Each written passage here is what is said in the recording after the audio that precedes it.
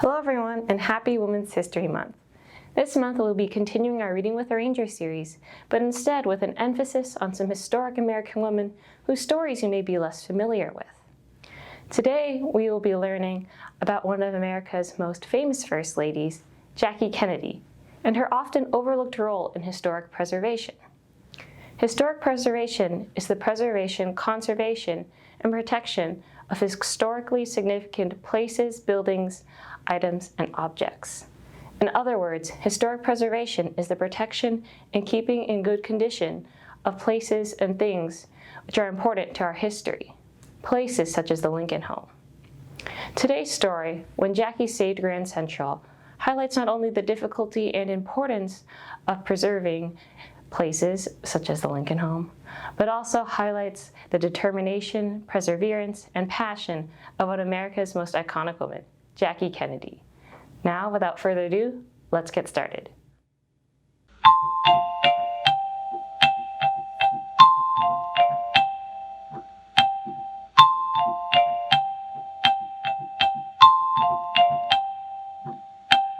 Come and sit near, the adventure is here, because it's Reading with a Ranger.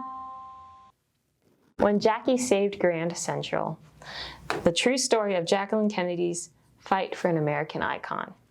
Written by Natasha, illustrated by Alexandra, Boiger.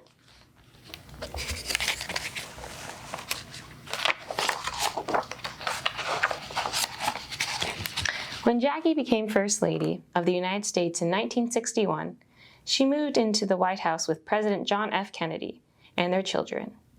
The president's residence was the most famous house in the country, but Jackie was dismayed to find it as run down as an old hotel.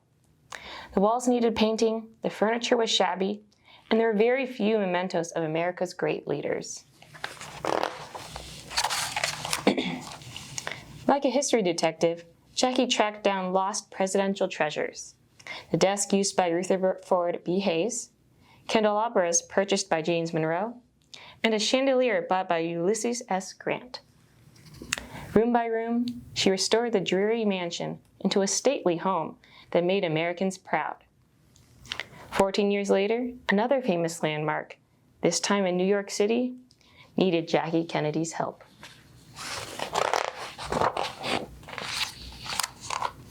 Grand Central was the largest and grandest railroad terminal in the world on the day it opened in 1913.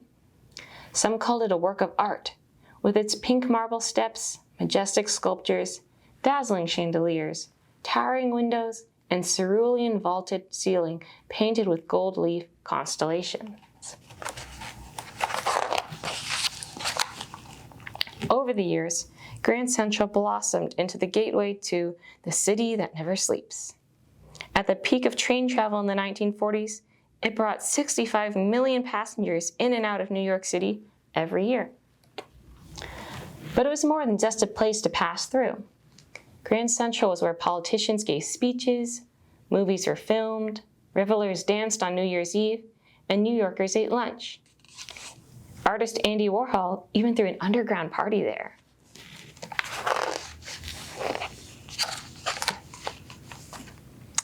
Jackie had taken the train countless times to and from Grand Central. It stood close to where she had grown up on Park Avenue and was at the heart of the glamorous city. After her time in Washington, D.C. ended, Jackie moved back to New York City to live among the parks, museums, and magnificent buildings she adored.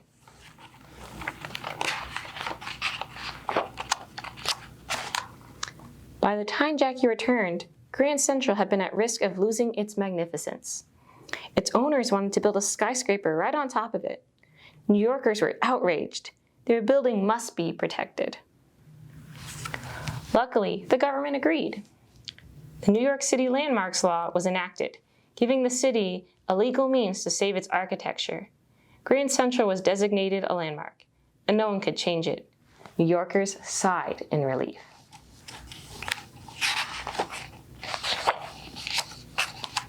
Yet, Grand Central's owners were determined to build their skyscraper, so they filed a lawsuit with the state of New York. To the surprise of many, the judges ruled that the city was wrong to keep the owners from making money. He not only gave them permission to build their skyscraper, he said they could completely demolish Grand Central. The New York Times ran a front-page story calling Grand Central one of the most influential pieces of urban design of the 20th century.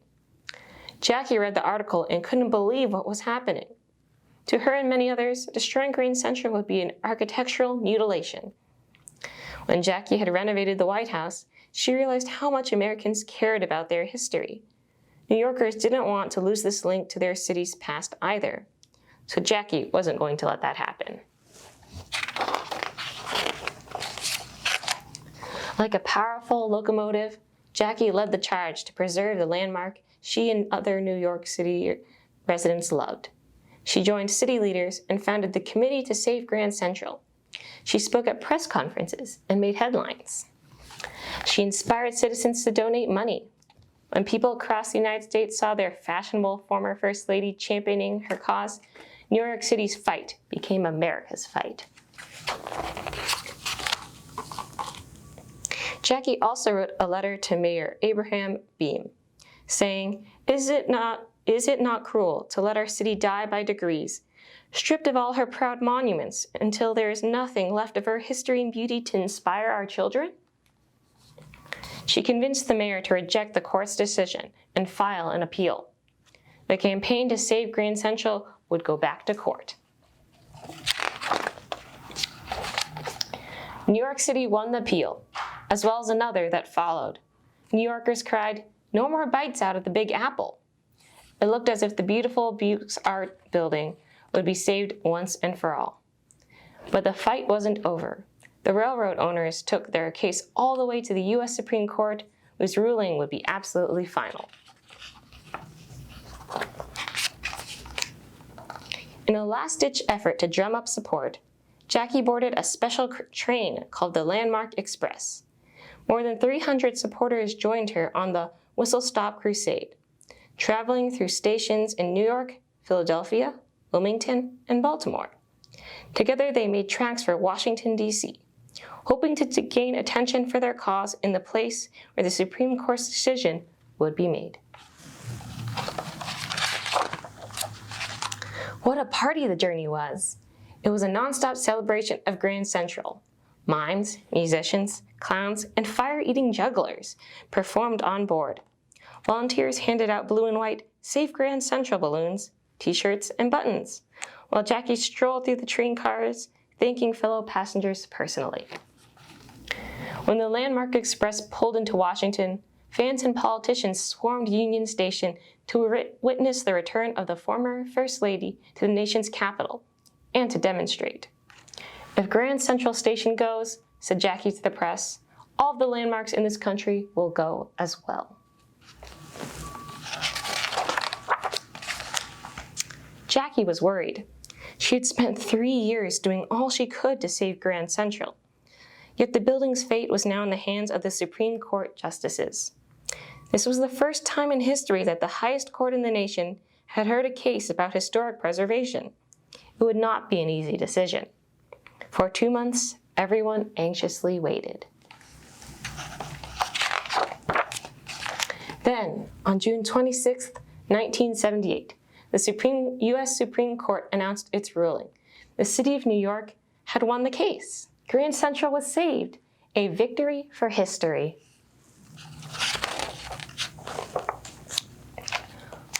One battle was over, but another would soon begin.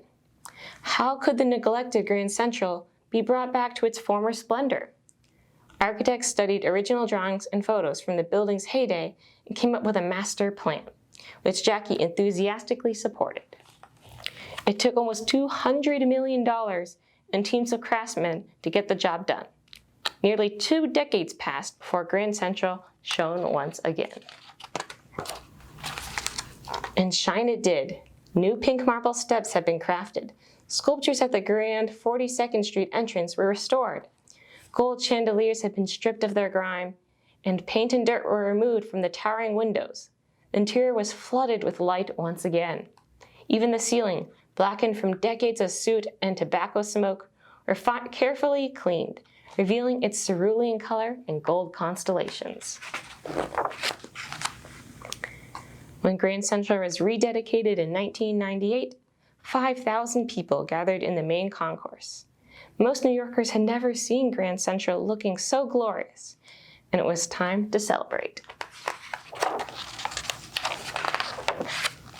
Yet one person was missing.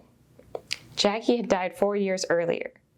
Many people honored her memory by visiting Grand Central to write messages in memorial books and linger in the beautiful space she had helped preserve. Today, Vanderbilt Hall and its entry foyer feature commemorations about Jackie so that no one will ever forget her role. The fight to save Grand Central changed how people viewed old buildings. Rather than tearing them down, preservationists now had a model for how to save historic buildings all over the country, protecting our precious heritage.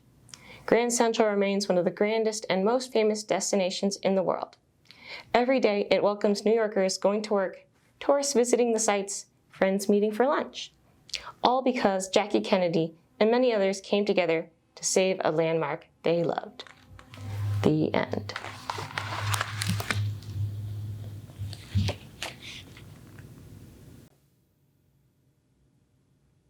Although America is one of the relatively younger countries in the world, we are still rich with history.